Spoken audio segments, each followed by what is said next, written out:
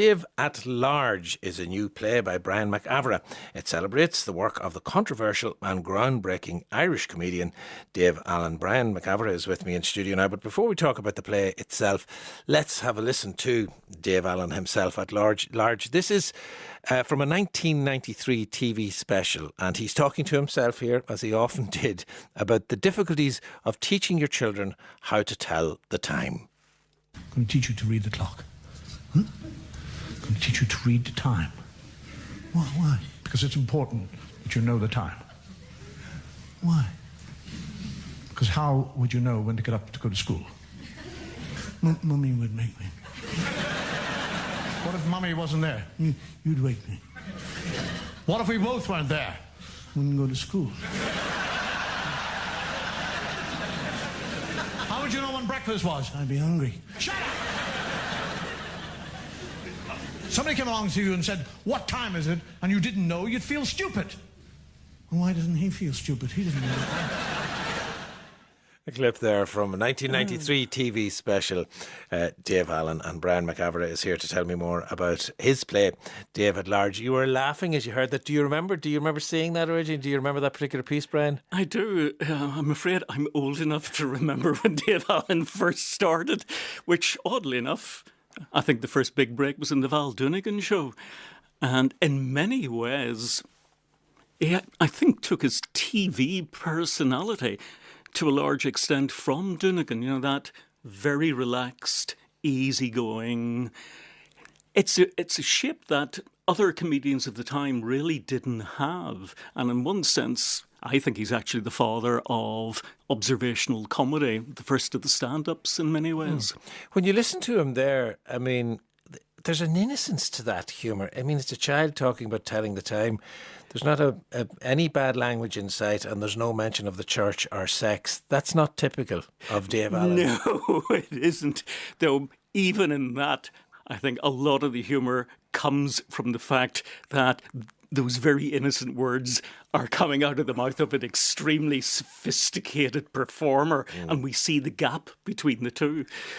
What was it that about him? Obviously, you had been a fan watching him when he was on television in the 70s, 80s, 90s. What was it that made you want to write a play about him? What did you think you wanted to explore in Dave at Large, which was the name of one of his TV shows? That's right.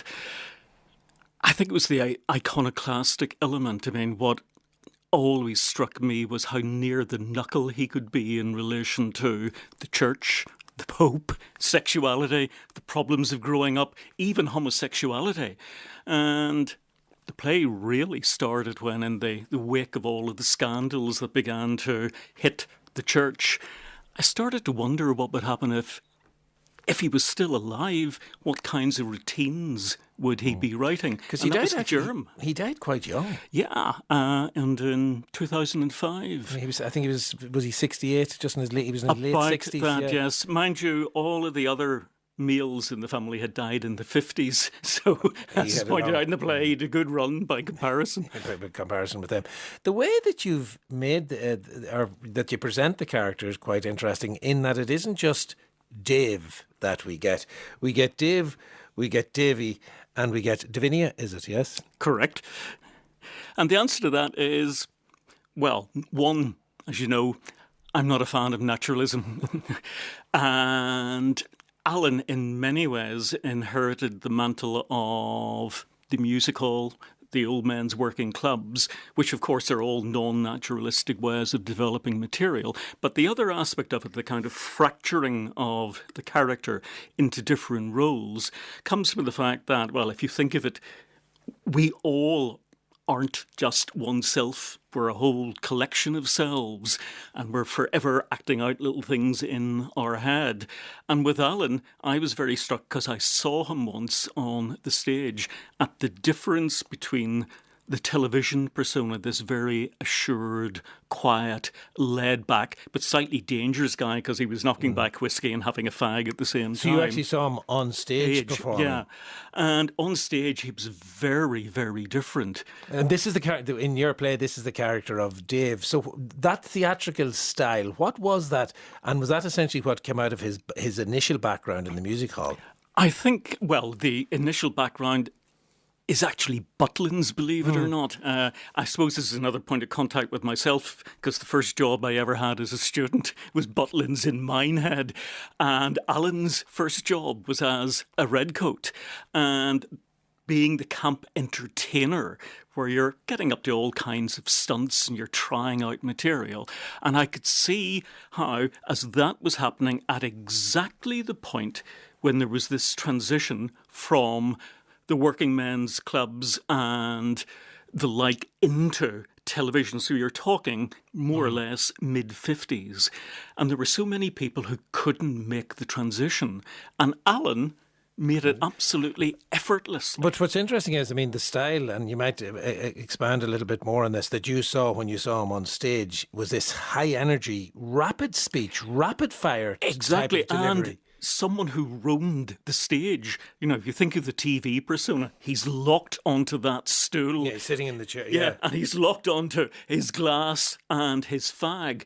But on stage, he was, I suppose the best way to say it is, he was out and working the audience in exactly the same way he would have worked an audience if he'd been in one of the old entertainment places. Yeah, so it was a larger than life style. Very delivery. much so.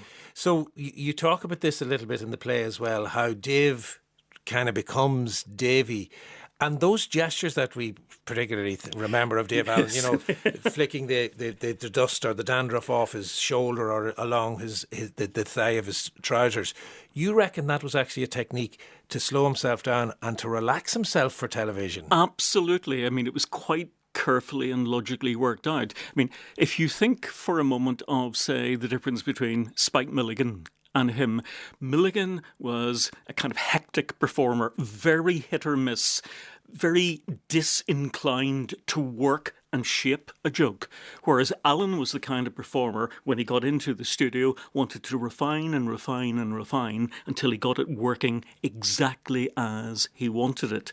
And so what I do in the play, because the third role is the female Dave Allen, a bit like an elder sister, and she's in a sense the moral centre of the play. The other two are like satellites revolving around her, and she's gradually driving them towards material that they really don't want to come to grips with. And that's what I was going to. Do you think that that side of Dave Allen, the performer that we know from television, that most people know from television, do you think that side was there, hidden away, or is this Davinia character an invention of yours as part of the Dave Allen psyche? Well, obviously, the Davinia is an invention of mine, but I think, well, I'd like to think anyway, that it's an invention which explains the other selves of the Allen character, which explains where the humour actually comes from. Because when you start looking underneath some of the routines, and when you start looking at his life, there was a huge pool of sadness there of events, deaths in the family, which I don't think he ever came to terms with. And what Alan was very good at was mining the gap between the bright surface of a joke and the emotional underpinning. And one final question then. The church and sex, I presume they are all over the play. They loom very large in this particular play, yes. We should mention your cast just before we finish up then, because you have the three. Brian Murray which Dave is he giving us? He is, as you might expect, the television Dave. Nice, so he's the guy that we would know, really. He's the one that we Exactly. Michael Bates then plays that younger, Plays the stage. more theatrical guy, and it's Tara Bratnock then who's clearly playing the part of Davinia. Exactly. All right, that's Brian McAvera there telling me about his new play, David Large. It begins a nationwide tour on the 13th of March, and that tour starts at the Civic Theatre in Tala, and there are lots of venues and dates after that, but you'll find all of them on the website, which is Culturehead